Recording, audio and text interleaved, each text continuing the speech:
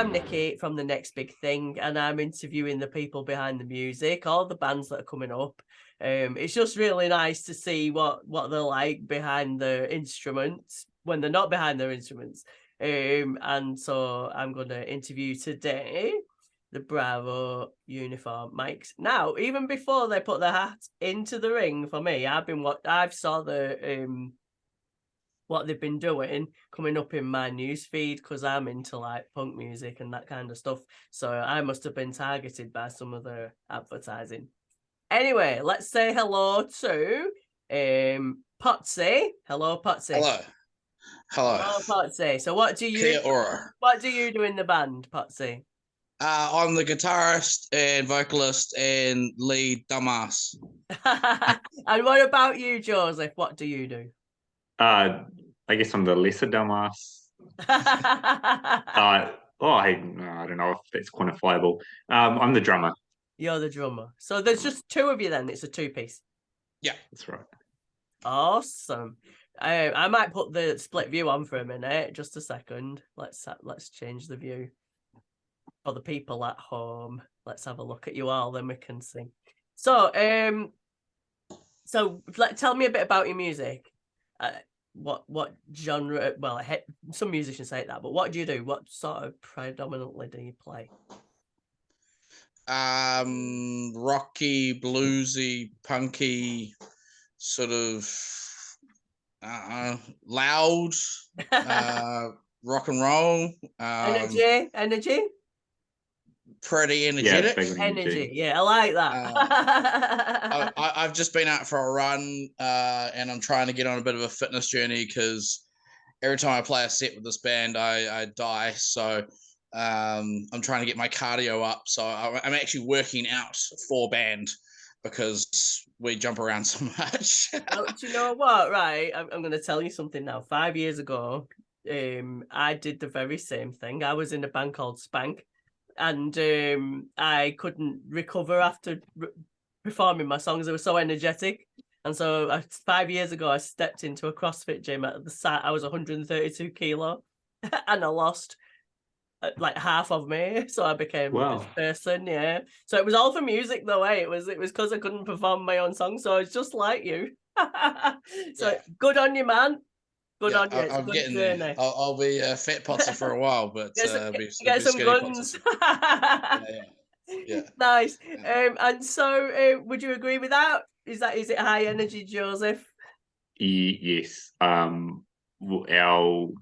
haven't been in the band long, a couple of months, but our first gig of our tour in Napier, I was like, we need industrial fans or something. You're just sweating buckets. Like I've always got this 1 liter. Yeah, that thing. Yeah, I've always got a liter bottle, and I normally throw it, 2/3 of the way through the set. It's pretty intense. Like it's fun though. It's good, high energy. So I've seen you that you were on a tour. It sort of popped up in my newsfeed before I even knew you guys. You've been touring around it's like the bum tour, Bum Punch. Was that right? Were you with Cherry Punch all of the time, or just some of the time? So we did 4 out of the 5 dates with them. They were supposed to do the 5th date, but they had to cancel because of health reasons. Yeah. But yeah, basically we were supposed to do all 5 dates with them. They're a great band, Cherry Punch. They are so energetic also and very loud and just fun to tour with. Like they're just fun people to tour with too. So it was good. I mean, the reason we didn't even release anything for our tour, like it was just before Joseph joined the band, I couldn't find shows, so I was just like, stuff it, I'm just gonna go book a tour and find some shows, and and now we've got like I think it's like 10 shows booked in like 7 weeks. So like, it's a nice problem to have, but now we're going to play all these shows, which is nice. It's great. Not complaining. I just there's a couple 3 a.m. Macca's trips I'd like to avoid, and it's It's been good, and yeah, as Joseph said, he's only just joined the band. First drummer Scotty buggered off to Aussie, and then there was a drummer, just sort of a temporary drummer, just to fill in for a little bit in the middle there. So till we found someone permanent, and then yeah, Joe basically walked into the rehearsal room, and when it musically clicks, basically. Yeah, no, that's great. I love that. Yeah. I mean, yeah, I think if you have a band, you're always going to have a load of personnel changes. It's the hardest lots of people say it's the hardest thing to keep a band together.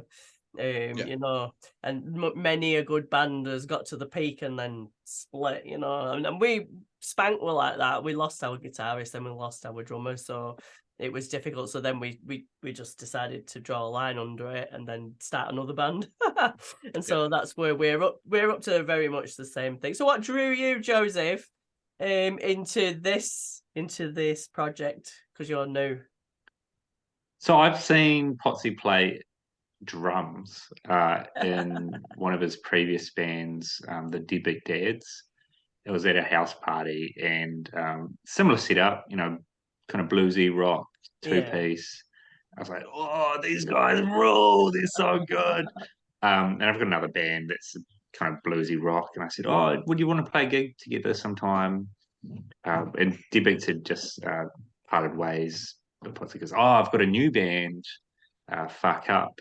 WHA space CUP. So I got along to a handful of those shows, and I shot photos for them, and big fan of Fuck Up. And then down the line, Tuma, their drummer, Pottsy had switched by that stage. He was a guitarist, and Tuma's just been flat out with work stuff and family, and so Pottsy goes, oh, I've got another project. It's similar again.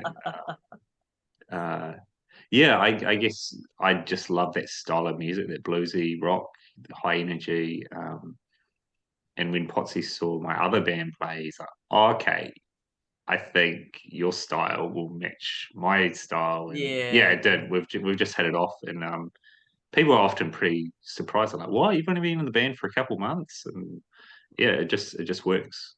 I think it does. I think when you find the right people, it just works. That's the thing, Pottsy, you sound like you've got ADHD like me, doing all these projects. I'm pretty sure it's undiagnosed, but I've been told that a little bit.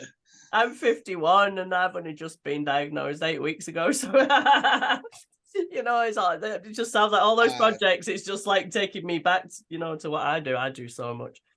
But so I'm looking forward to seeing you guys. Two pieces is very interesting. I'm really interested in that. And you're coming up alongside the Flash Harrys on the evening, so we'll be bringing the energy up. So I love the Flash Harrys. They're one of my favorite bands. And yeah, I was playing shows as a drummer years ago. And I knew about King Street Live and things like that. And I knew how good a venue it was. I never got to tour sort of over those ways. And to sort of see, like, the Wider Up is an hour drive tops from Welly. And, it's a cool place to go play shows. But there's just been nowhere to play shows unless you're a wagon wheel cover band.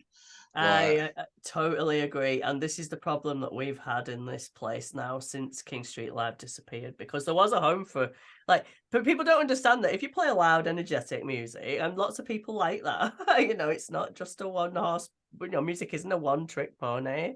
You can't go and play that in a pub. Or, well, you can play in a pub, but you can't play in a cafe. You can't go and do it or a vineyard. Yeah. It's not the kind of place that it suits. And so a lot of bands have really lost out in Wider Rapper when we lost King Street Live. It was a very sad time for us. And I think the next big thing for me is trying to kickstart people seeing that this music is around. The next big thing. Yeah, the next big. Well, it came out of I did a festival a few years ago. I don't know whether you heard about it, called Glastonbury at the Gladstone Vineyard, and it was just like a Mickey take of Glastonbury in England, and it was like for people that hadn't made it, but we thought they might do. You know, they were like, they've got the potential. So it was we were providing like unknowns, but in a space, like we'd gone through it. And then we parted company, and I said, I'm going to do a festival called The Next Big Thing. And so I bought the domain, and it's been sat there for a few years now. And then when this opportunity started, when there was a gig going to happen and it fell over, I thought, well, let's do it. You know, let's just do it as a band. And was it the one mid-May called The Gig? Yeah, it fell over. Yeah. So yeah, because I was watching that. It looks pretty good. And, it fell looks over. like a cool venue as well. Well, that's where we're playing there, because I actually work out of that office. I work at the show. Well, I don't work for them, but I've got an office there.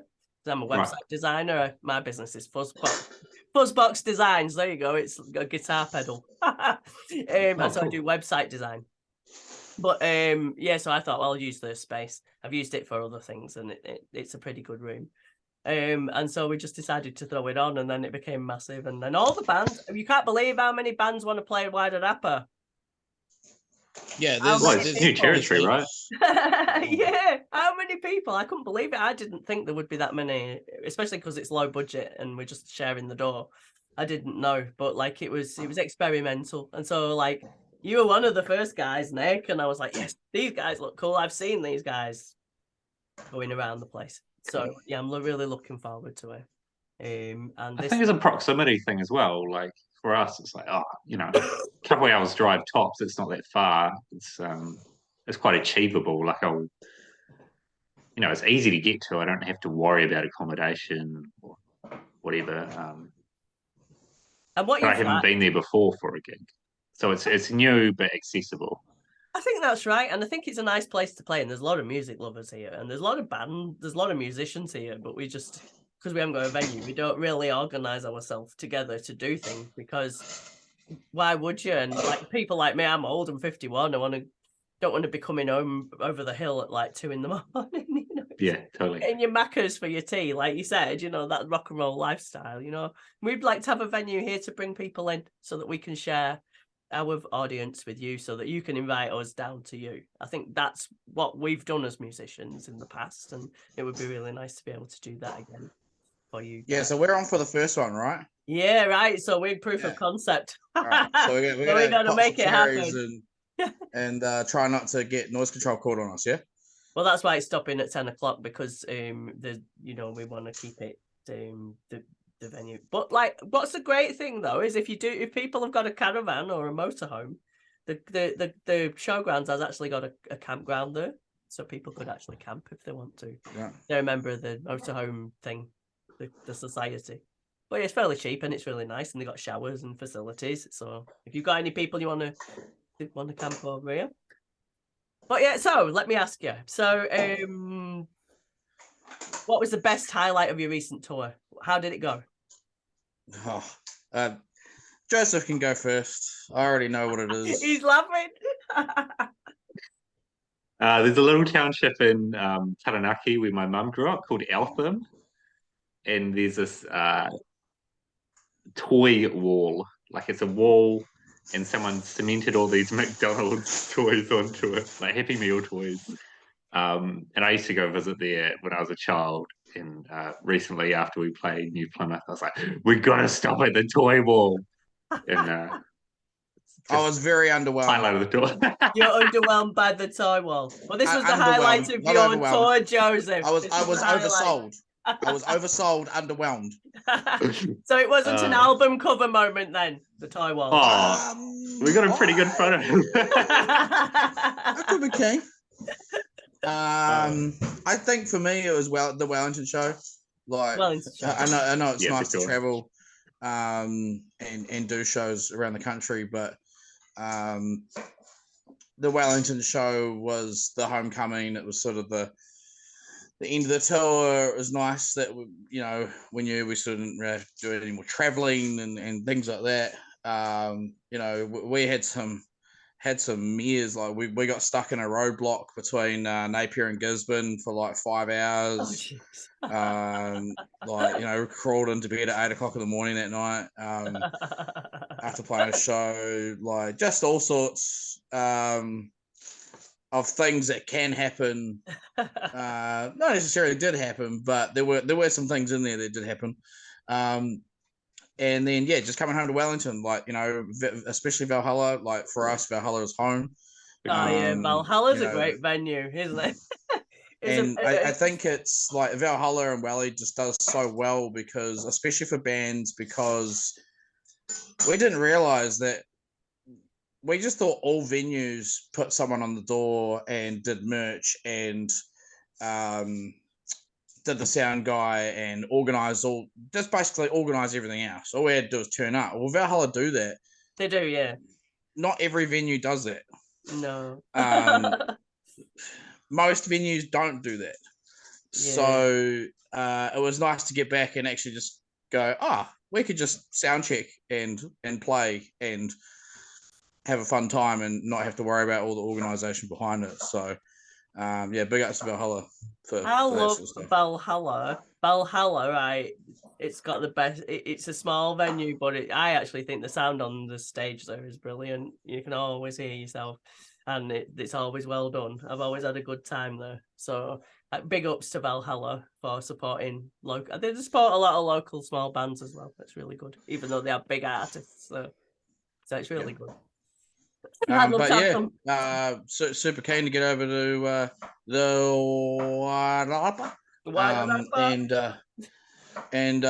play this first thing and just sort of, I don't know, try and get another place for bands to tour and to play and, you know, things like that. There's certain towns in New Zealand that get missed on tours. You know, local and national sort of level tours, even international, obviously. But you know, look at bands like your Blind Spots or your Sheheads or your Devil Skins or your Villainies or like all those sort of big rock bands. None of them go they all sort of skip that lower half of the North Island and go straight to Wellington. So you know, that's sad. I think that's half the reason why we jumped on, was so that we could sort of help support and you know, get something running in the lower North Island. Yeah, that bands want to tour. Even if it's just a once a month thing, like we're trialing this 3 months, you know, but we'd love to get a venue. That's sort of always been mooted since we lost King Street. So we're trying. The local people are trying. But we'd love to have people come here. When we had King Street, we had Shehead here. We had all those people. You know, we had the Datsuns. We had like international touring artists in Masterton. And I love the Datsuns, by the way. They're like my favourite band. Oh, I love the Datsuns. You know what? I was in England when I first saw the Datsuns. And then like when I got to King Street Live and I saw them, I was like, oh my God, I've actually seen these guys. They were on MTV. They were on MTV with Harmonic Generator. What a cool band. So, right, is there anyone on the lineup? Like, you've only got you're on here for that first lineup. Unless you want to come back, you can come back and watch. But is there anybody you're looking forward to seeing? Have you had a look at what they do? Joseph? Let's have a look at the lineup. I saw that Leopard Print and Ed and I are both playing, but they're on different nights. But they're both great bands that we played with recently. The next big thing.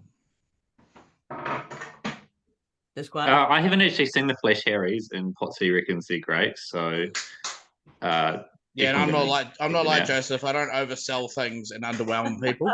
So, like, you know, like I'm just a drummer playing guitar. All right, so don't I'm not going to oversell it on that either. Like, I'm playing guitar upside down too. So nice. Like, you know, I don't know what I'm doing. I have no idea. No. Like, I haven't really, like, just while Joe's doing his homework, admittedly, I haven't had a look at many of the other bands. I know of the Flash Harriers. We've played shows with them before. I've played shows with them before, and I don't know, they're just energetic like us, I suppose. Yeah.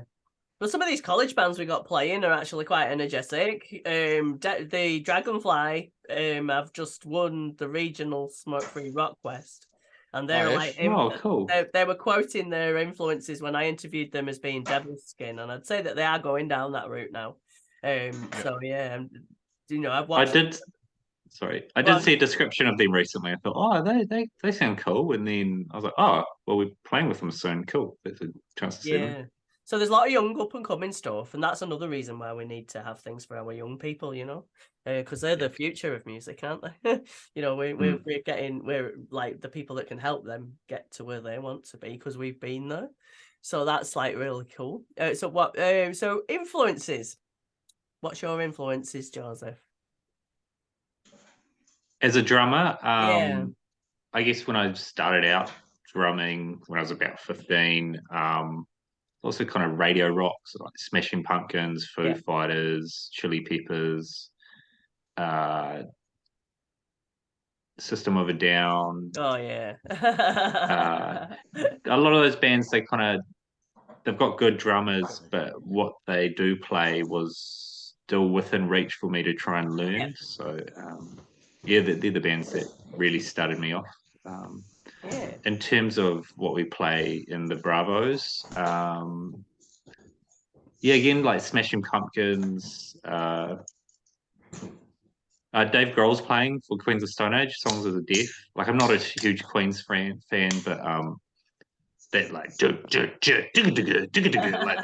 lots of the real triplety based stuff. That's pretty cool. I drew a lot from that sort of music. There's a band that was based in Auckland called His Master's Voice. Yeah.